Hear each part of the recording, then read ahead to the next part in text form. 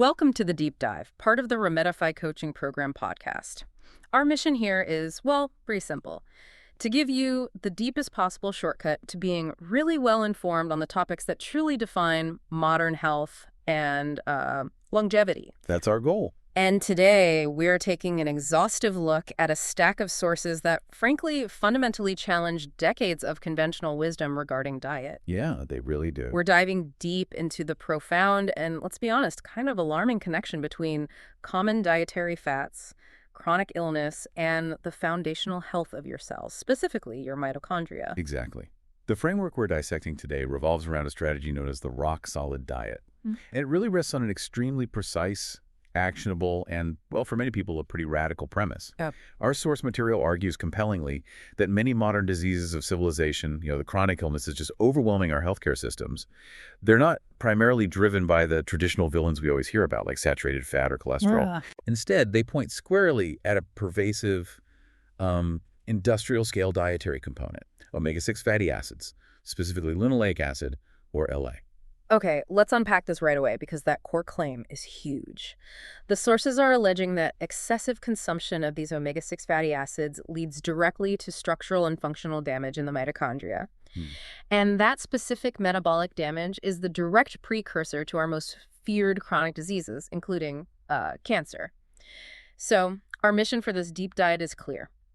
Extract the compelling scientific arguments for this claim, and crucially, define the practical, measurable threshold for avoidance that the sources actually prescribe. We need a target, right? We absolutely need a target. This isn't about vague advice like eat less bad fat anymore. We're going to show you the calculations, the reasoning that leads to a specific, non-negotiable threshold for daily consumption. Okay. The goal here is clarity. Defining an actionable, measurable threshold for avoidance, not just debating some theoretical ratio forever. Yeah. Let's start with the conversation that many people are probably already familiar with, the omega ratio.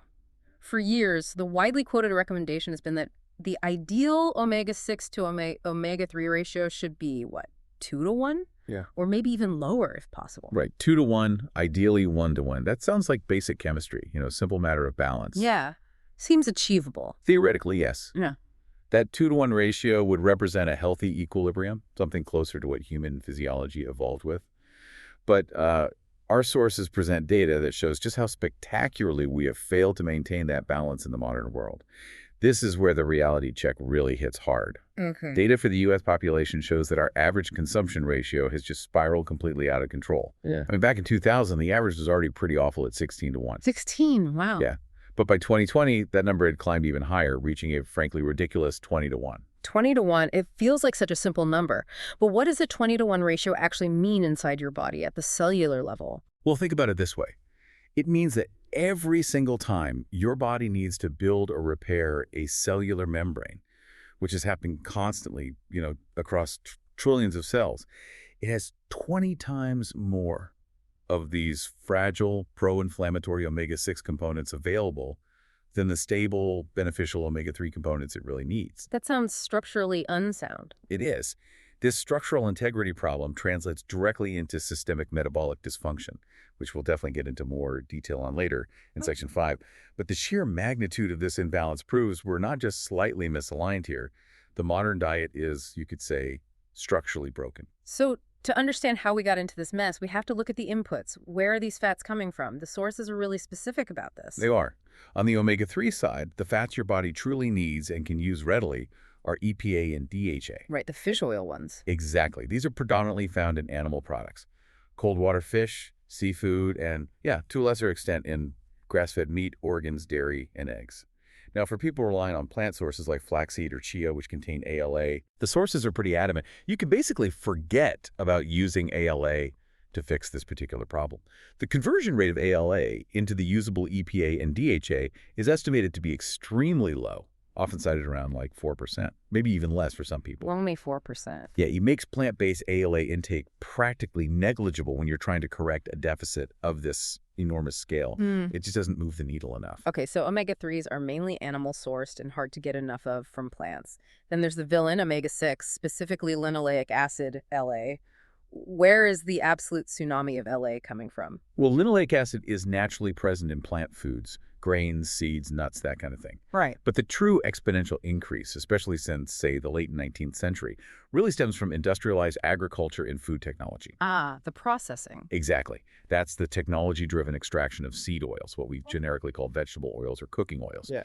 Think sunflower, canola, safflower, corn oil, and especially soybean oil. It's everywhere. This industrial process concentrates the LA content into an unprecedented biological payload, delivered cheaply and ubiquitously across basically the entire modern food supply. And this leads us right into what the sources call the supplementation fallacy. This is where the math gets genuinely shocking and really drives home the point that just trying to boost your omega-3 intake with supplements is, well, it's futile against the sheer volume problem. It really is. Let's just lay out the precise numbers, okay? If the average daily omega-6 consumption in the U.S. is currently around 40 grams per day, which is a conservative estimate for me. 1 grams, okay. And your target ratio is 2 to 1, simple math tells you, you would need to consume 20 grams of usable omega-3, EPA, and DHA every single day just to achieve that equilibrium. 20 grams of omega-3, that sounds like a huge amount. How much actual food or supplement is that? It's functionally impossible for the average person.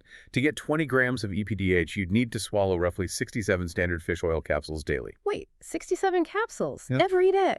Every single day, just to reach that baseline balance, assuming you didn't change your 40G LA intake. Yeah. Or, alternatively, you'd need to eat about 2.5 pounds of high-fat fish like salmon every single day. 2.5 pounds of salmon. Yeah.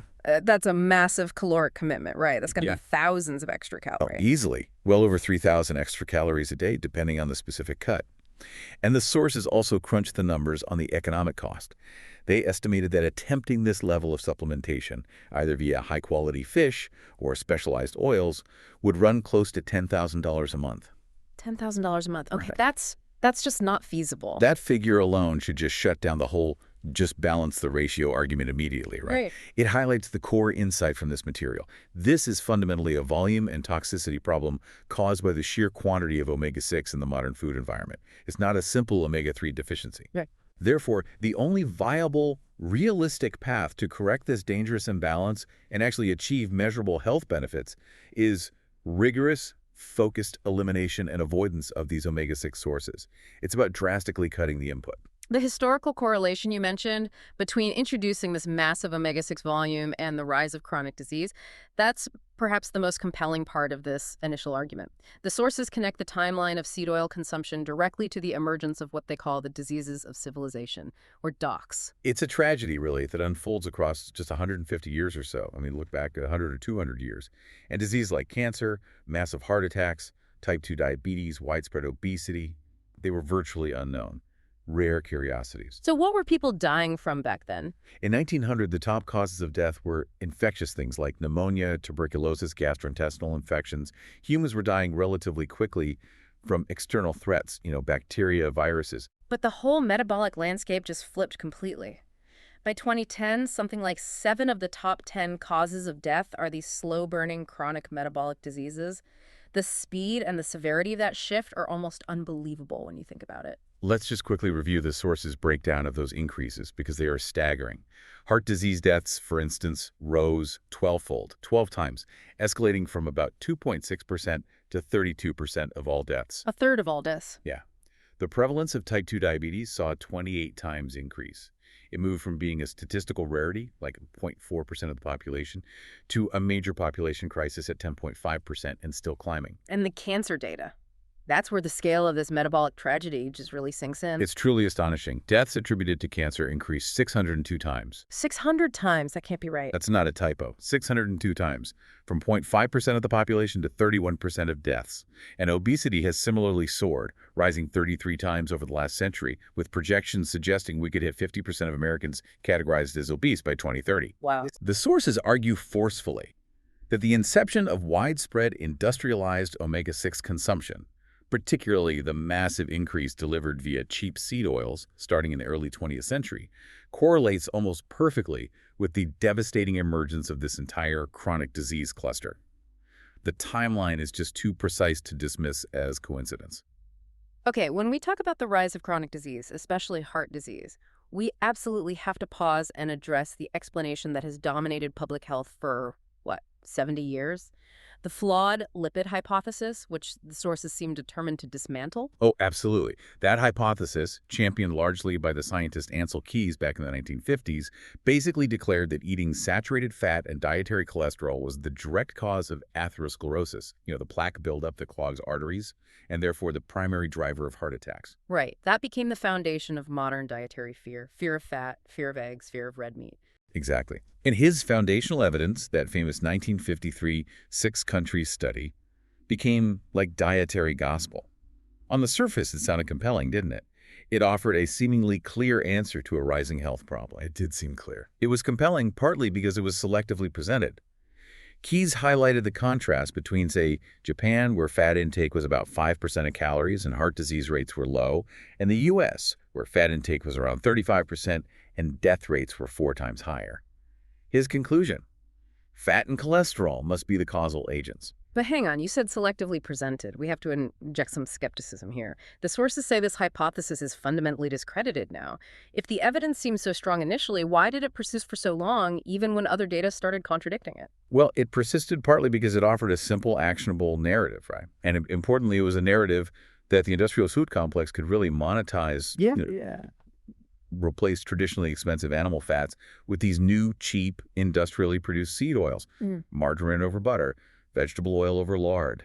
The economics. But when unbiased data analysis was eventually conducted, the theory just didn't hold up.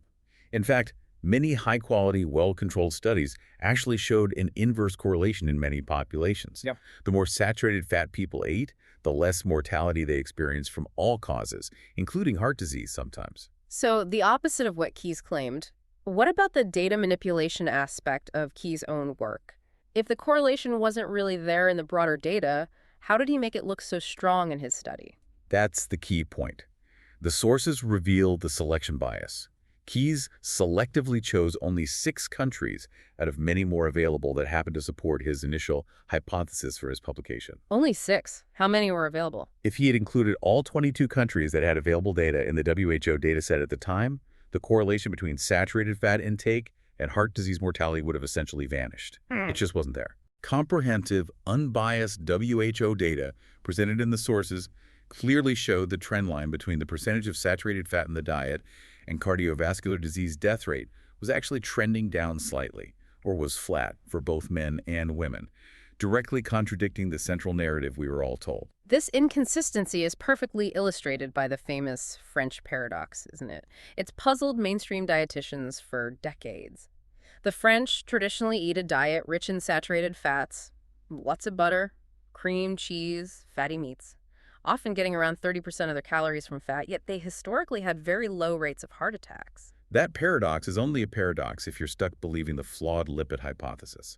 The French paradox isn't contradictory at all if you realize that saturated fat and cholesterol are not the primary culprits initiating the arterial damage. Okay. This forces us to pivot, then, to the true mechanism of atherosclerosis initiation, as defined by our sources, what really starts the plaque forming. So if saturated fat isn't the initiating mechanism, what is the trigger for that plaque formation in the arteries?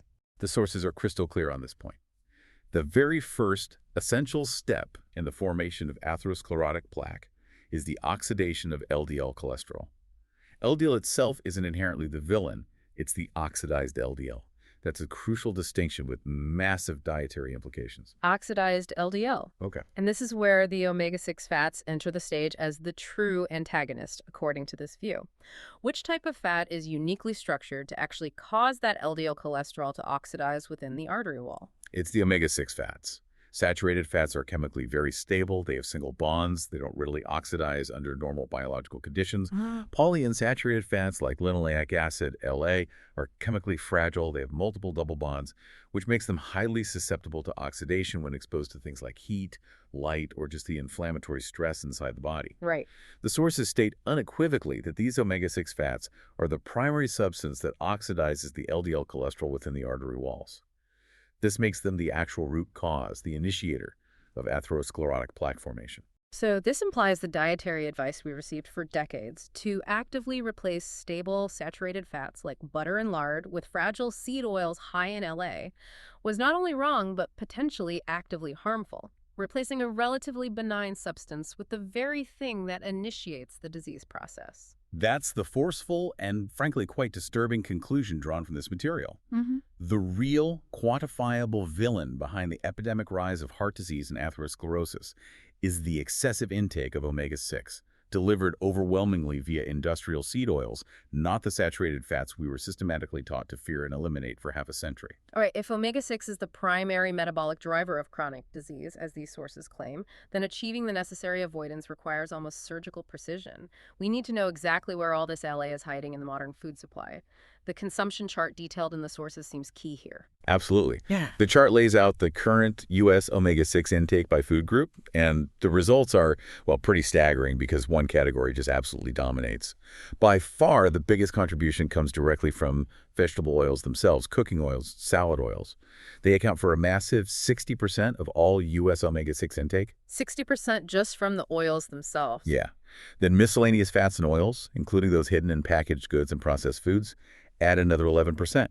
So right there, you've got almost 3/4 of the entire problem coming just from added oils and fats. That's huge. What about the animal products that contribute? This is often where people might be surprised, thinking animal fat is just animal fat. They are often surprised, yeah, because they don't realize how modern agricultural feeding practices have fundamentally compromised the fat quality of non-ruminant animals. Chicken and turkey contributes about 7% of the total LA load currently, and pork adds another 4%. These animal sources, along with nuts and grains, which contribute about 11% combined, round out the major drivers. Now contrast this with traditionally healthy whole foods. Dairy, eggs, beef, and especially fruits and vegetables, they contribute less than 2% individually. Pure fruits and veggies are less than 1%. So the target is clear. It clearly dictates that any effective avoidance strategy absolutely must target the oils directly and also these compromised non-ruminant animal fats. That's where the bulk of the LA is coming from. Let's break down the vegetable oil spectrum then, based specifically on their linoleic acid LA content. Yeah. We need a clear ranking, a danger list for the listener. Definitely. At the very top, we have the super high LA group. These are oils where the fatty acid composition is between 50% and 62% pure linoleic acid. This includes common oils like sunflower, soybean, corn, cottonseed, safflower oil. These are immediate, non-negotiable must-avoids for any cooking or consumption according to this framework. Okay, total avoidance for those. What about oils that are sometimes marketed as healthier options, like canola or peanut? They fall into the next category, high LA, but still far too high for this approach. Peanut oil, canola oil, rapeseed oil, they're still loaded with LA. But here's where it gets a bit more nuanced. Olive oil and palm oil fall into what the sources call the moderate LA category. Moderate, okay, but caution needed. Caution is absolutely needed, especially with olive oil. The LA content in olive oil can range wildly, from as low as maybe 3% in some very high-quality, fresh-pressed oils, all the way up to an unsafe 25% or even higher in older, purely stored or blended oils. It depends entirely on the growing conditions, the processing, the age, how it's stored. Wow, that's a huge range. So how does someone navigate buying something as common as olive oil safely within this framework? The sources advise basically a detective-level approach. You should really only purchase olive oil that explicitly labels its polyunsaturated fatty acid, PUFA, content on the bottle. And the rule of thumb, based on the RockSolid framework, is to stay below 10% LA, but ideally you want that number below 6% for regular use. And if the label doesn't specify the PUFA content? Assume it's compromised and avoid it. Yeah. There's just too much variability otherwise. Okay. And is there a clear winner for a safe cooking fat based purely on these LA metrics? Coconut oil is the benchmark winner here, Wow. clocking in at only about 2% LA content. Its stability due to being highly saturated, coupled with that super low LA, makes it the highly recommended fat of choice for any kind of high-heat cooking within this diet. The sources basically impose a maximum LA percentage threshold of around 6% for any fat used regularly, and most modern cooking oils just fail that test miserably. This brings us to the RockSolid avoidance list, which gives the listener the practical application, the how-to for achieving this elimination goal. Right. This list covers the major routes of exposure you need to shut down. Number 1. You absolutely must avoid seed oils directly, both in your own kitchen for cooking and baking, and also in things like commercial salad dressings. Okay. 2. Avoid foods that are essentially just seed oil delivery vehicles. Things like standard commercial mayonnaise, many creamy sauces, dips, most processed dressings. Got it. 3. You have to avoid basically all commercially fried foods. Why? because 99.99% of commercial frying operations use the cheapest possible high LA seed oils. So that means French fries, potato chips, corn chips, fried chicken, fish and chips. Hmm. It's almost all cooked in high LA oils. That cuts out a lot of convenience food. It does. 4, processed foods require constant label vigilance. Hmm. You must check every label for any mention of vegetable oil, soybean oil, corn oil, sunflower oil, canola oil, etc. It hides everywhere. Okay. 5, avoid most flour-based dough products like commercial pizza, crackers, cookies, donuts, pastries. They almost always rely heavily on added seed oils for texture, mouthfeel, and shelf stability. Right, makes sense. And finally, number 6, and this surprises many people. Due to their high fat content and naturally high LA levels, you basically need to avoid virtually all nuts and seeds or limit them extremely strictly. Even a small handful of something like almonds or walnuts can contain multiple grams of LA, pushing you dangerously close to the daily limit very quickly. That avoidance list is definitely comprehensive, but it still leads back to that central, measurable question. What is the maximum safe daily intake? We need to go from this general avoidance advice to a specific limit in grams per day. This seems like the cornerstone of the entire RockSolid dietary framework. It absolutely is. And this is the truly fascinating part of the deep dive, the detective work the sources undertook based on ancestral biology and historical data.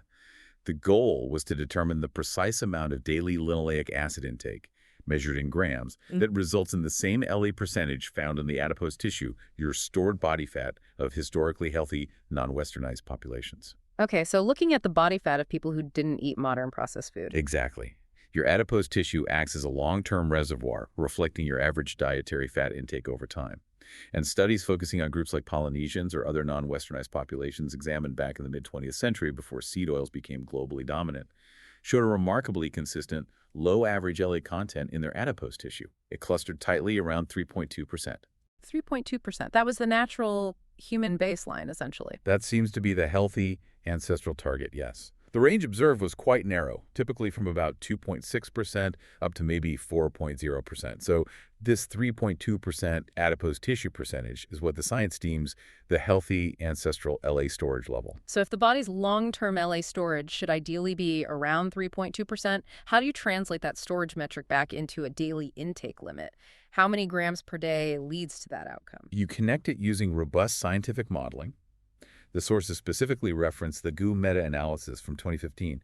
This is a comprehensive study that looked at multiple populations and correlated the amount of LA people ingested, measured in grams per year, with the resulting percentage of LA found in their adipose tissue biopsies. It established a clear mathematical relationship. Okay, so they plug the target number into that relationship. Precisely. By plugging that healthy ancestral target of 3.2% adipose LA into the correlation graph derived from the GU meta-analysis, the required calculation yields an annual intake of 3,750 grams of linoleic acid per year. 3,750 grams per year. And when we divide that by 365 days? That translates to approximately 10.5 grams per day. The source material rounds this number down slightly for a margin of safety and simplicity, giving us the core metric, the central rule for the RockSolid diet. The absolute upper limit for linoleic acid consumption is 10 grams per day. 10 grams, that's the number. That's the number. This precise limit transforms the whole concept of avoidance from just a vague philosophy into a concrete, quantifiable daily goal you can actually track and manage. Okay, that 10-gram limit, that's a powerful tool. It really changes the entire conversation, doesn't it? It goes from just eat less of this food group to do not exceed this specific measurable threshold. We've covered the pretty shocking historical context. We've looked at how decades of flawed dietary advice might have led us astray. And now we've established this precise, scientifically derived daily limit. Right. And if you are finding this level of scientific precision and this kind of actionable strategy compelling, and you want access to the practical tools, maybe tracking resources, educational material, you'd need to actually implement this approach effectively in your own life. Yeah? We highly recommend you visit the website, agtts.website.beacons.aak2020. That site offers guides, calculators, food lists, and other resources designed to really help you make hitting that 10-gram LA maximum achievable day in and day out. Okay, that's https://website.beacons.aakk2020. And remember, as always, you can also find additional resources and links, maybe to some of the underlying research we're discussing in this deep dive, just by checking the episode description in your podcast app. Definitely check those out. Now let's get back into it and tackle the animal fat controversy, because this is where modern food production really seems to betray consumer expectations about what's healthy. Right. The next section of the source material highlights what it actually terms the dirty secret of livestock. Many people who believe in, say, ancestral eating or paleo diets might assume that all animal fats are inherently healthy, stable fats like they used to be. But modern farming has apparently completely corrupted that expectation for certain animals. That assumption used to be generally true, yes, but it's simply no longer reliable across the board. The key biological fact to grasp here is the difference between ruminant animals and monogastric animals. Non-ruminant mammals and birds, think pigs, chickens, turkeys, are monogastric, like us. It means they basically accumulate the types of fats they eat directly into their own fat tissue. So garbage in, garbage out, essentially. Pretty much. And what does modern industrial livestock feed consist of? It's dominated by cheap, high omega-6 commodity products. Oh. Soy meal, corn, and something called dried distillers grains, or DDGS, which is a byproduct of ethanol production, also very high in LA. So if the animal eats feed loaded with LA day after day, you end up eating high LA fat when you consume that animal. Let's look at the specific consequences of this shift, starting with something really common. Pork fat, or lard. How has that changed? The change documented in the sources is dramatic. Historical data shows that back in 1979, pork fat LA content was around 10%. Manageable, maybe, but the sources show that today's average conventional pork fat sits somewhere around 17% LA. From 10% to 17%, that's almost an 80% increase in the LA content in just a few decades. Exactly, an 80% increase. And even specialized pasture-raised pigs, while generally better, still showed significant variation. Some studies cited found cuts measuring as high as 8.6% LA, even in pastured animals, depending on their supplemental feed. So if you buy standard conventional pork products today, you are almost certainly consuming fat with a highly compromised, high LA percentage. And chicken, often pushed as the healthy, lean meat choice, is apparently even worse in this context. Yeah, according to the data presented, chicken fat was already surprisingly high back in the late 1970s, around 19.5% LA. Yeah. But modern industrial feeding practices, which sometimes include adding extra seed oils directly to the feed to quickly fatten the birds. They add oil to the feed. Oh, yes. Yeah. This can push that number dramatically higher. Specific studies referenced showed that aggressively feeding seed oils could result in chicken thigh fat LA content soaring to a mind-blowing 38.5% linoleic acid. 38% LA. Wow. Yeah. The sources conclude the average LA percentage in conventional chicken fat today probably hovers around 22%. This is precisely why fried fatty chicken, which is a double whammy of compromised chicken fat plus compromised high LA frying oil, is highlighted as one of the single worst foods you can possibly consume within this specific dietary framework. And this high omega-6 load even transfers into eggs, doesn't it? Even though eggs are often considered a health food staple. Yes, unfortunately, eggs suffer a similar fate due to the hen's feed. Conventionally produced eggs typically have around 15% LA in their fatty acids, specifically in the yolk fat. And here's the really discouraging reality check for people who consciously try to buy better eggs.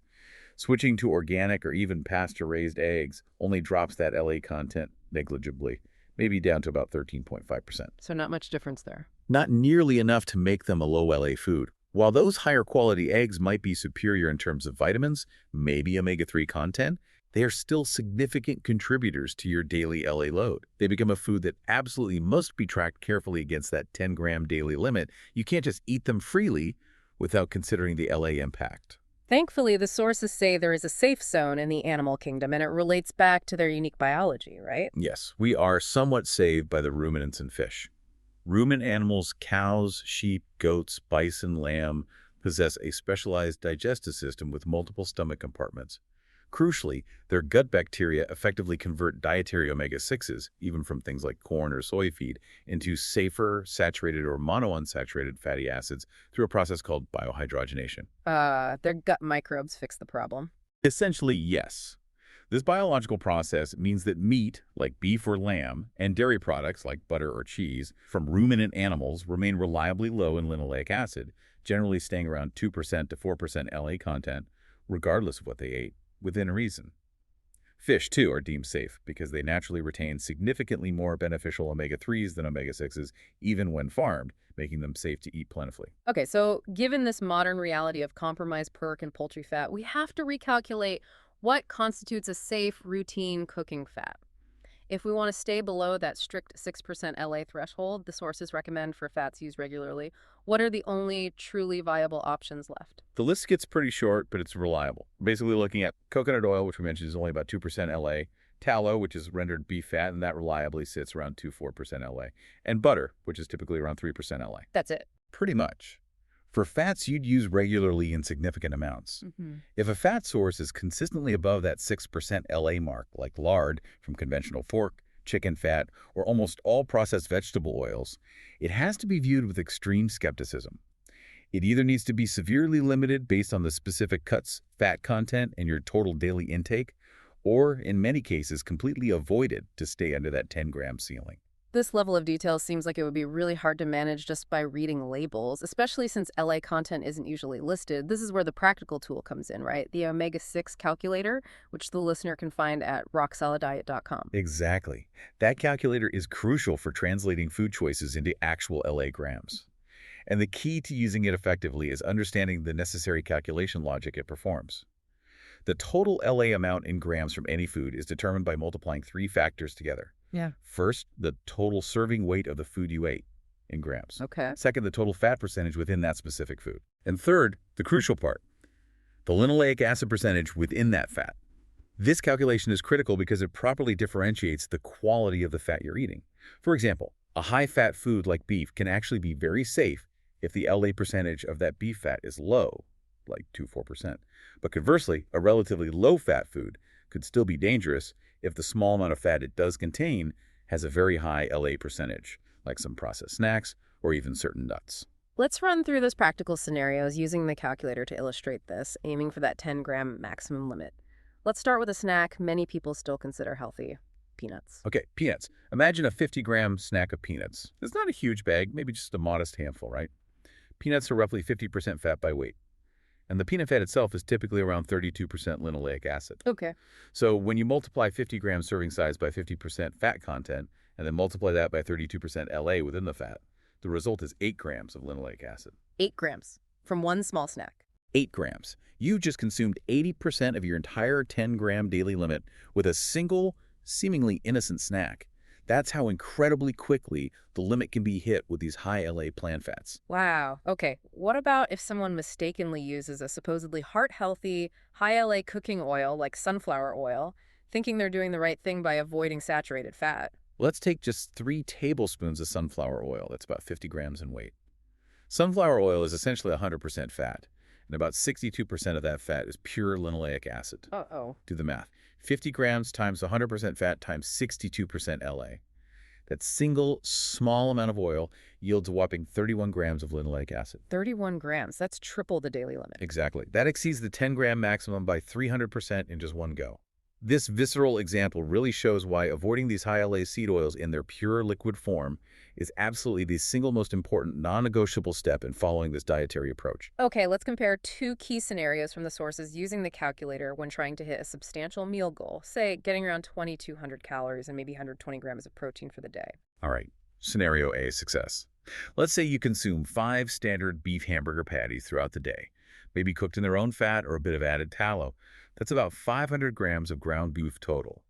We use the calculator input for standard ground beef fat, which is reliably low at about 2.1% LA content. Okay.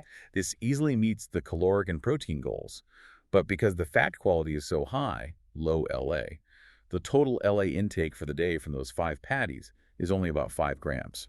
Plenty of room left under the 10-gram ceiling. The quality of the fat allows you to eat a large, satisfying amount of food safely. Okay, that works. Now, scenario B, failure. Let's just substitute those 5 beef hamburgers with 5 ground pork patties instead, using the calculator input for conventional pork fat at that compromised 17% LA average we discussed earlier. Same amount of food, just different animal. The results are dramatically different and quite alarming. Those same 500 grams of ground meat, simply by switching the type of animal fat from low LA beef to high LA pork, now result in approximately 17 grams of linoleic acid for the day. 17 grams? That's a 70% overshoot of the maximum 10-gram limit. A 70% overshoot. This is such a critical insight, host speaker. Even though the overall amount of fat in the beef and pork might be fairly similar, the quality of that fat, specifically its LA percentage, determines whether the food acts like metabolic medicine or metabolic poison within this framework. It shows you absolutely have to be highly selective about the type of animal fat you consume regularly. And finally, the classic processed food example used in the sources, pizza. Right. If you consume enough standard pepperoni pizza to hit that same 2,200 calorie goal for the day, the calculator estimates you'll take in around 17 grams of linoleic acid. Same as the pork scenario. Exactly. And this highlights it regardless of the macronutrient breakdown: carbs, protein, fat, high omega-6 load, likely coming from oils in the dough, processed cheese, and maybe the pepperoni itself, is a primary quantifiable reason why that food is considered metabolic junk, according to this model. The calculator turns general nutritional advice into an undeniable, measurable result based on LA content. Now we arrive at the really foundational scientific support. Why does hitting that strict 10-gram LA limit matter so profoundly? The source material connects this entire dietary strategy back to perhaps the most critical issue in modern medicine: preventing chronic disease, particularly cancer. The core idea presented is centered squarely on mitochondrial health. Yes, exactly. The inability of a cell to efficiently burn glucose for fuel is famously known as the Warburg effect, and it's universally considered the metabolic hallmark of cancer cells. Our sources strongly contend that mitochondrial damage, specifically damage to the delicate machinery within the mitochondria that processes both fats and glucose for energy, is the absolute precursor, the necessary first step, leading to this cancerous metabolic dysfunction. Okay, so how exactly does excessive omega-6 consumption cause this specific mitochondrial damage? The sources reference a pivotal, albeit older, 2004 study that used rats fed a diet very rich in omega-6 PUFAs. Specifically, 20% of their calories came from sunflower oil to mimic the high PUFA energy contribution seen in many modern human diets. Right, and that study provided some really clear, objective evidence of systemic metabolic destruction occurring relatively quickly. Outcome one was simply LA accumulation. The high PUFA diet successfully and significantly magnified the omega-6 content, specifically linoleic acid and its derivative, arachidonic acid, directly within the heart muscle tissue of the rats. So it proved these fats get incorporated into working tissues, not just stored fat. Precisely.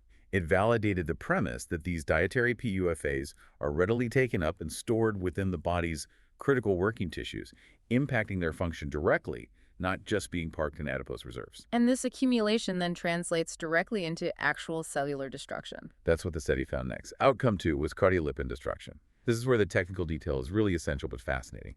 Cardiolipin is a unique type of phospholipid found exclusively in the inner mitochondrial membrane, the powerhouse's inner lining. It acts as the structural foundation.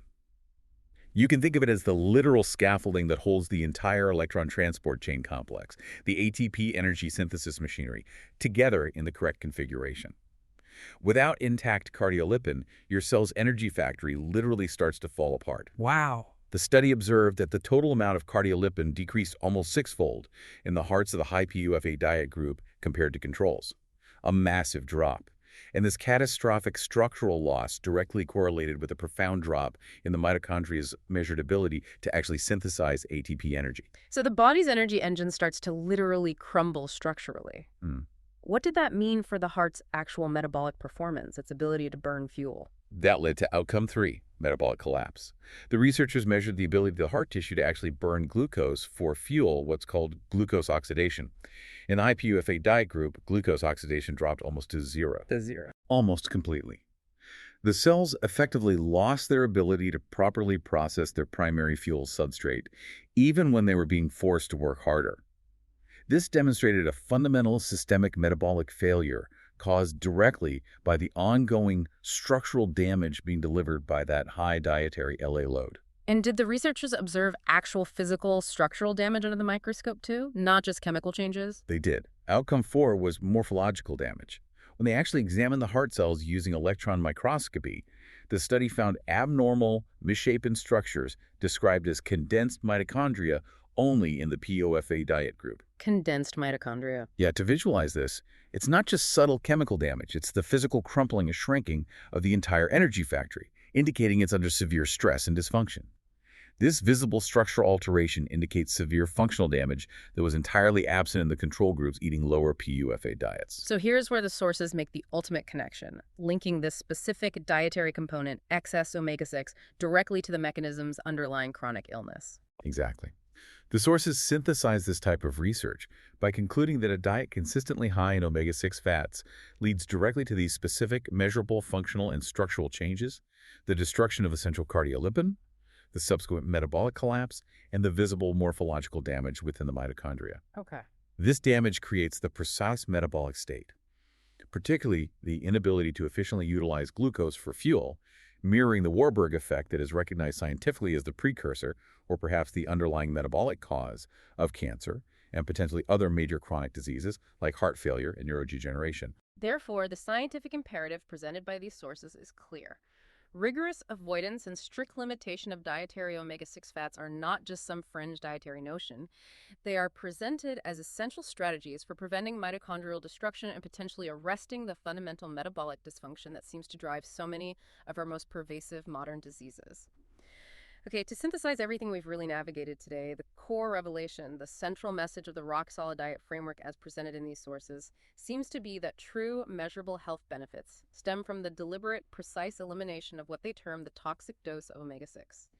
It's about fundamentally moving past that old and likely impossible unscientific idea of just trying to balance out a massive 20-to-1 ratio with more omega-3. Exactly. The path forward they propose is demanding, yes, but it's also very clear and crucially measurable. Right. You must target that 10-gram maximum daily limit for linoleic acid.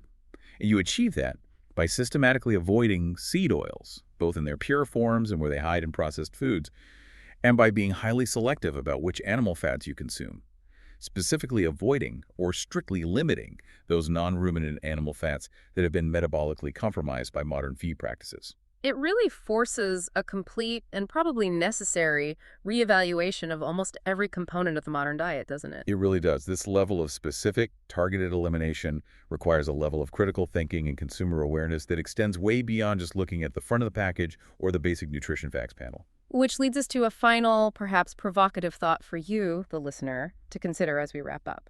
Given that so many foods we once considered relatively benign or even actively healthy things like nuts and seeds, standard poultry like chicken, even common cooking oils promoted for decades are now shown by this research to be significant, potentially harmful LA contributors, primarily due to current agricultural and processing practices. Yeah. How might this singular quantified focus on omega-6 toxicity fundamentally change the way we, as consumers, need to evaluate and maybe even demand higher quality and accountability from all aspects of our modern food production systems? The source of the animal's feed, the processing of the oil, these details suddenly become arguably as important as the food itself. That's a powerful question to reflect on.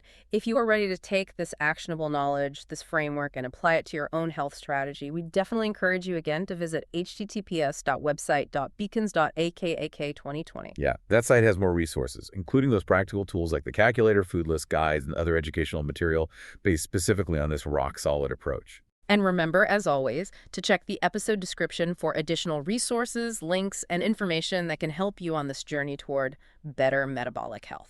There's a lot more to explore there. Thank you for listening to the Remedify Coaching Program podcast.